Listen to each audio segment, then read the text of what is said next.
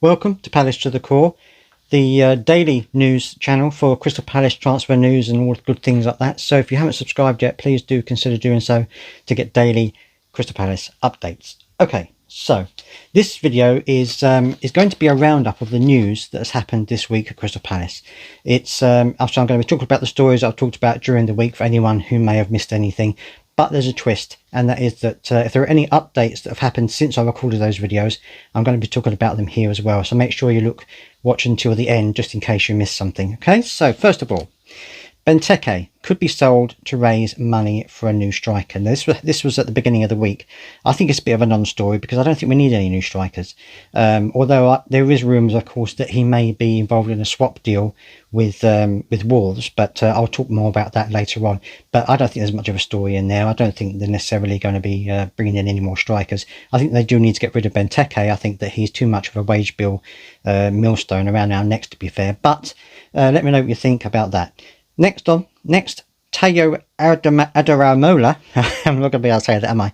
There are rumours that he's going to be sent out on loan to Coventry, which is going to be good for him because it's going to be good for his development and good for his experience if he goes to a club like Coventry and develops his career a bit more there. So there is talk that he could go there for a season-long loan off to Coventry. Matheus Nascimento apparently has agreed or is in talks to come to Crystal Palace on loan. Now he's with Botafogo, and there is obviously you've got what's his name? Textor, that's his name. You've got John Textor over there who also owns Botafogo and owns Crystal Palace as well, and they are desperate to keep him at Botafogo. And John Textor said that he's going to offer him a really good contract to stay, plus he's going to offer him short 3-month loan spells to some of his other clubs, including Crystal Palace. So it looked originally like he was going to sign permanently, but now it looks like he's going to sign, or they're hoping to sign him permanently at Botafogo, and that he's going to be going to loan spells to various clubs that John Textor owns. So there's a possibility that at some point in the season we may see him on loan for 2 or 3 months, but I'm not entirely sure what's going to happen. I think he wants away, and so I think, and there are lots of big clubs swarming around him, so I think eventually he will move on. So next is Chris Richards, who flew into London for his medical, and that looks like it's a done deal now. I think he's had his medical, and I think it's pretty sure that we're going to get an announcement soon that he's going to be a Crystal Palace player, which would be fantastic because it's been dragging on for a little while, and I wasn't sure at one point whether we would be able to land him, but it looks like we have, so that's absolutely fantastic.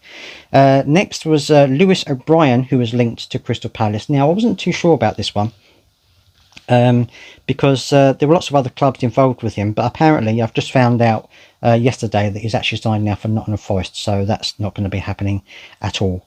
Next, Arnold Calimendo was also linked to Palace. Now apparently, there were some good rumours about this guy, about he could come to Crystal Palace, but now it looks like to sign for Leeds instead. So it looks like Leeds are going to grab him for around £17 million. So again, that looks like one that's not going to happen now. It looks like Leeds are going to grab him instead. Next is Orel Mangala, who is also linked with the club. Now I did, someone in the chat or someone in the comments of that video did say that they know the Bundesliga, and apparently he's not worth the money that he's being touted at. I don't know whether that's true or not. I haven't actually seen him play myself, but let me know down in the comments what you think about him, whether you feel that he's going to be a good player or not. It looks as though from his point of view, he's said that he's going to be making a decision about his future next week, so this week coming along. So we could hear something one way or the other depending on who he's going to sign for, but I know there are a few clubs who are interested in his signature, so it's not just us. And next, Morgan Gibbs-White he's been in the news quite a while, been linked to Palace and many other clubs. He's apparently looking to fight for his place now. There is a news story that I read that said that he's looking to fight for his place at Wolves. He was the guy who was a potential swap for Benteke, so they were looking at swapping him plus cash for Gibbs-White, but I'm not entirely sure that's going to happen now. I don't think that I think Wolves were asking a lot of money for him, so I don't think that he would. I don't think he would come to Palace, even with Benteke plus cash deal, because to be fair, I'm not entirely sure that it's going to be worth. It's going to be worth it. You know, it's going to be a lot of money, I think, even if we do give him Benteke. And why would they want Benteke? I mean, to be fair, I mean, nothing against Benteke, but he's not exactly a prolific scorer, so I don't see why they would want him at the club. But we'll have to wait and see. That's the news roundup for this week, plus all of the developments that have happened so far. If you have any comments about any of that, don't forget to let me know down in the comments below what you think about this. And also, as I said before, if you haven't done so already, please do subscribe, because I'm going to be doing these every Saturday, a roundup of the week's transfer news. So see you later.